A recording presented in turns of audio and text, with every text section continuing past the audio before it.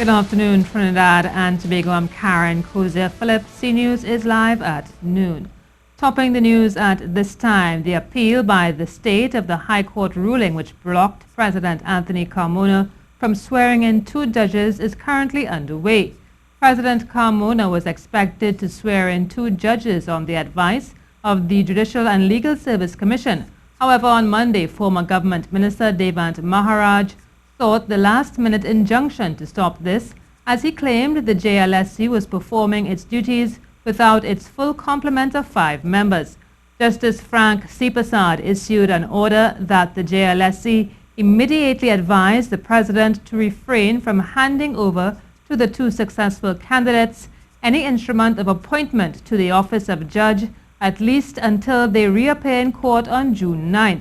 Justice Sipasad said on that day the court shall consider, based on the evidence before it, and in particular the evidence of the affected third parties, whether or not the order made ought to continue.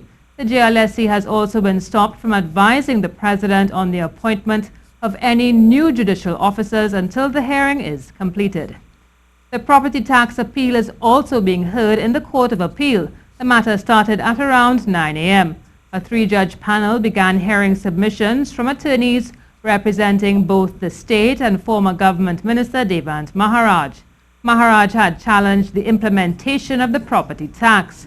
Justice Frank Sipasad later granted the injunction preventing the state from collecting any valuation return forms until May 31st.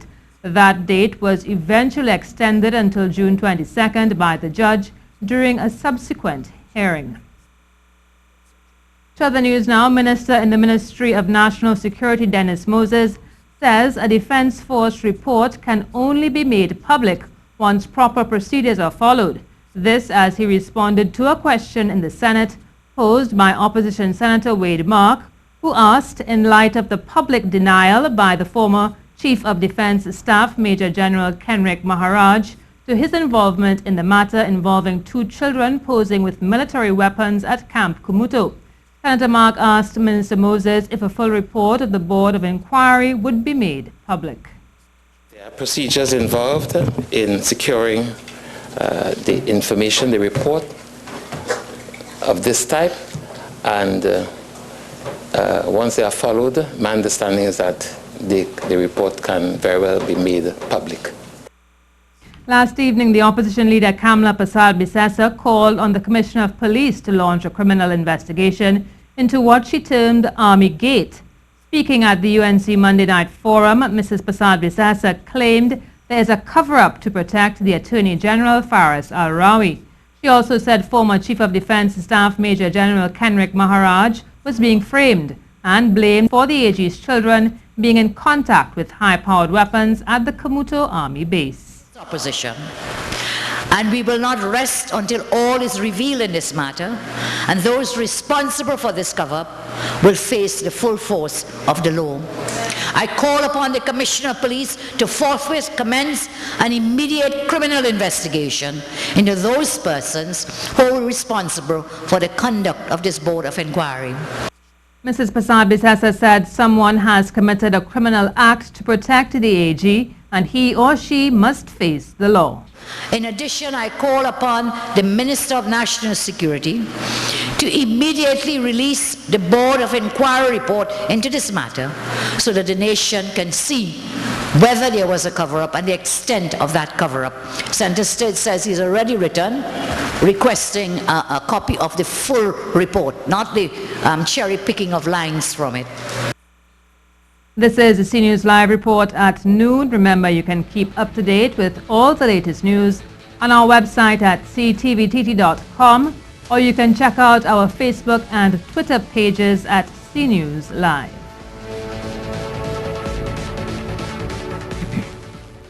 One man is dead following a shooting in Chase Village on Monday night. According to reports, 28-year-old Rion Francis of John Eli Road, Chase Village, was liming at Maestro Bar when he was approached by gunmen at around 10 p.m. Francis was shot and killed on the site while the gunman fled the scene. An investigation is continuing. A mentally ill man was killed by police in St. Madeleine last night. According to reports, at around 7 o'clock on Monday, police were alerted to Ritchie Street, where 23-year-old Daniel Paul was allegedly throwing stones at cars on Ritchie Street. He was challenged by officers to stop damaging the vehicles but failed to relent. Reports say Daniel indeed started throwing stones at the officers and was shot. He was taken to the San Fernando Hospital where he died. Minister of Foreign and CARICOM Affairs Dennis Moses said this country will continue to prepare itself against terrorist attacks by strengthening resources. This he said in light of the recent terror attacks in London. In this regard, we have cooperated with our international partners and have joint programs and activities with them. I would like to refer to the Personal Identification Secure Comparison and Evaluation System, otherwise known by its acronym PICES. It's an agreement that treats with border security it's an agreement between Trinidad and Tobago and the United States, and it deals with increasing the ability of the Immigration Division to document travelers' identities.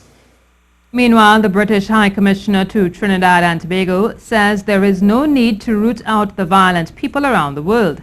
This as he responded to concerns about several terrorist attacks in recent months in the United Kingdom.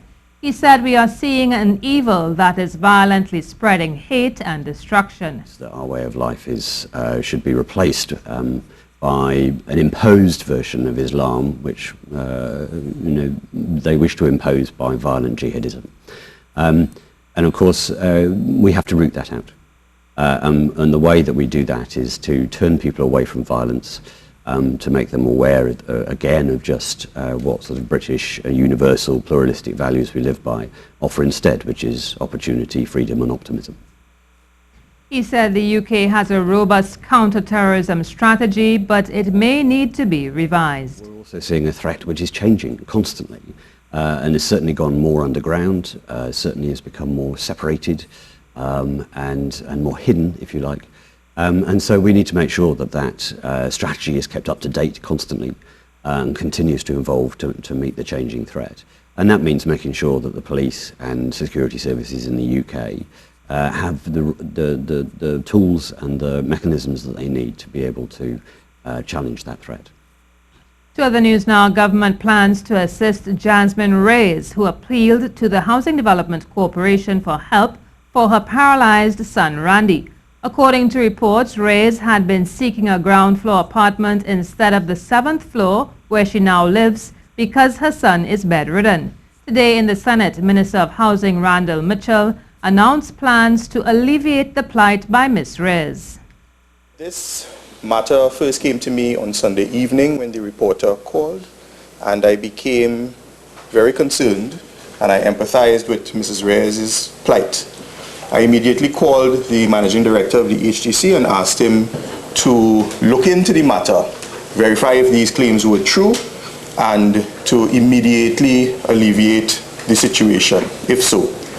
The managing director has reported to me that the claim is true, and the HTC has made contact already with Mrs. Reyes and offered her alternate accommodation, more fitting for her circumstances. Here now is Ian Wallace with your afternoon weather. It's been a wet start to June with a third of the month's rainfall already on the rain gauge at Piarco. 83 millimeters so far. June's average is 250 millimeters. In Trinidad and Tobago today, there's still a lot of moisture hanging around with a passing tropical wave set to bring showery outbreaks, particularly across the hills.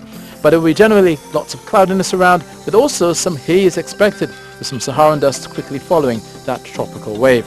If you're heading out, look for a pleasant 31 degrees Celsius in Tobago, 32 degrees Celsius in Trinidad.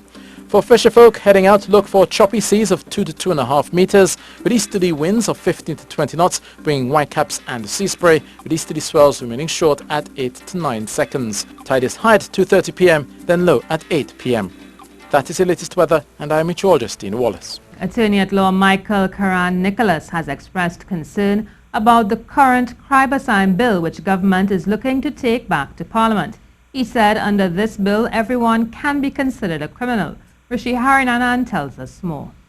Speaking on Good Morning Trinidad and Tobago, Mr. Carmona said what's important is for the bill to be crafted in such a way that it clearly defines the scope of prohibited and accepted activities and does so as narrowly as possible to achieve its goal. As it stands, the bill does not do that.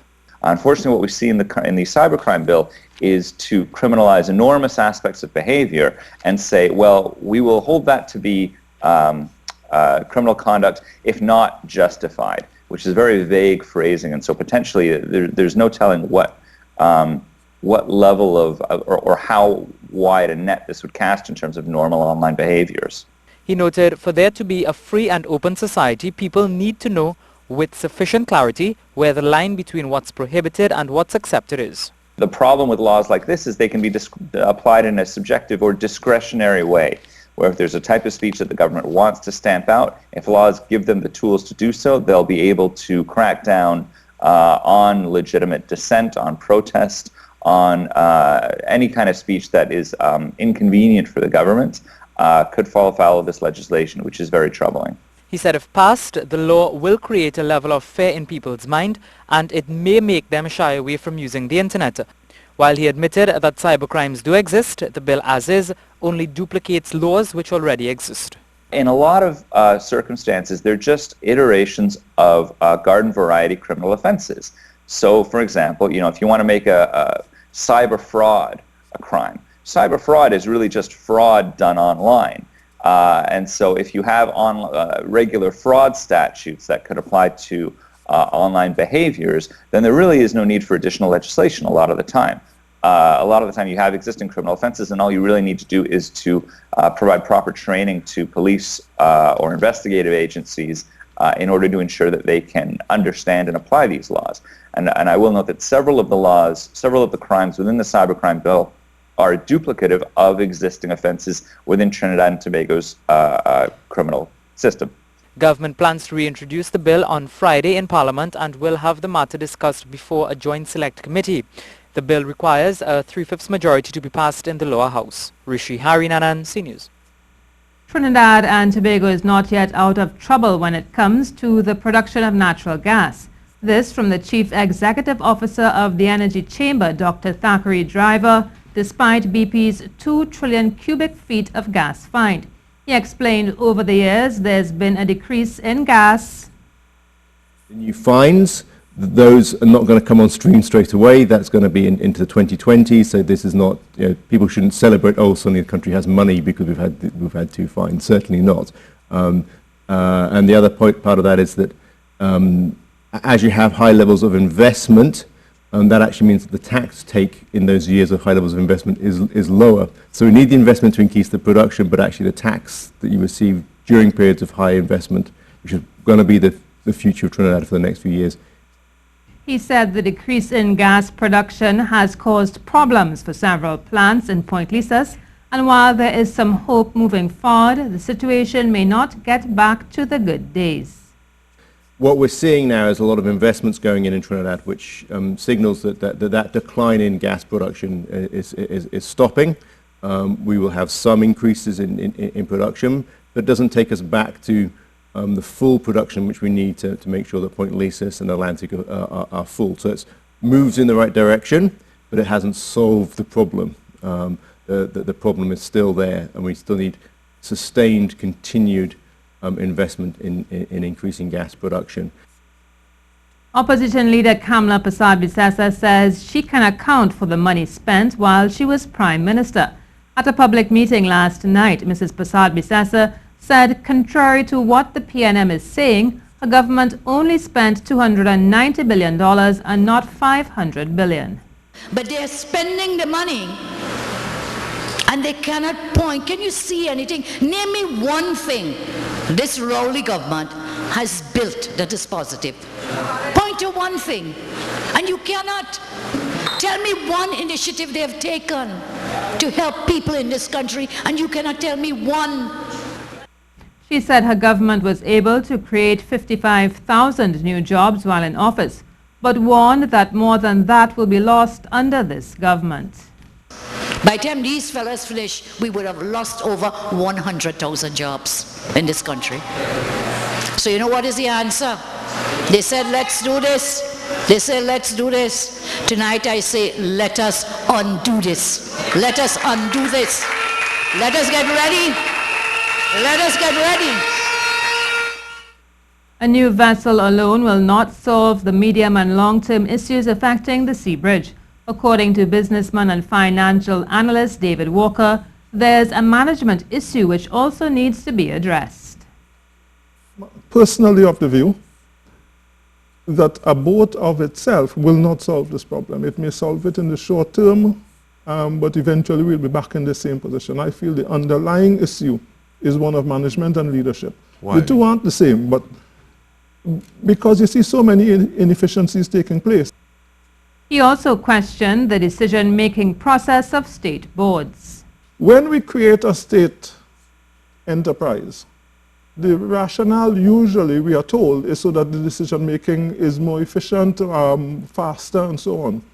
Why is it that decisions then still have to go to cabinet? If decisions are still going to cabinet, what is the purpose of the state enterprise? Why doesn't it just stay within the ministry? Another stunning display from a local driver, this time over in Grenada, where the national record fell to TNT's Andy Bisassa, who wasn't sure what to expect on the track, which he was racing on for the very first time. Last year, I set the Wall Field track record in Trinidad with a time of 7.2 seconds and 180 miles per hour. I'm currently in the points lead in Trinidad for this year. Well, this is my first time racing anywhere but Trinidad, so I came to Grenada and I made a couple of passes and I ran 8.0 seconds, which was the fastest pass for the weekend. And hopefully we'll make a next pass, more power and even better than that. Careful what you wish for Andy, as he went on to break the track record with a blistering run that stopped the clock at a stunning 7.40 seconds for the incline run, which just happened to be the Grenada track record, erasing a mark set by another Trinidadian 12 years ago. His uncle, who is a world champion in his own right, feels he has the tools to go far, but is pleased with his progress so far in a car that isn't nearly as fast as the ones he used to race. This one is a 245-inch wheelbase and the rear engines. You know, it's a small block Chevy, not much horsepower. That's maybe about 630 with a little bit of nitrous, but it's a pretty light car, so it goes kind of fast. Well, that's it for sport. Back at home in some entertainment news, soca singer Cass Defentala surprised a few of his fans today. The workout singer revealed that he's parted ways with his signature locks via Instagram on Tuesday and joked during a live on social media, "Tuesday without locks," to his fans. What do you think of Cass's new do? Of course, you can send us your comments on our Facebook and Twitter pages. That's the C News Report at noon. I'm Karen Kozier-Phillip. Remember, for up-to-date and breaking news throughout the day, you can visit the C News website at ctvtt.com. Do have a good afternoon.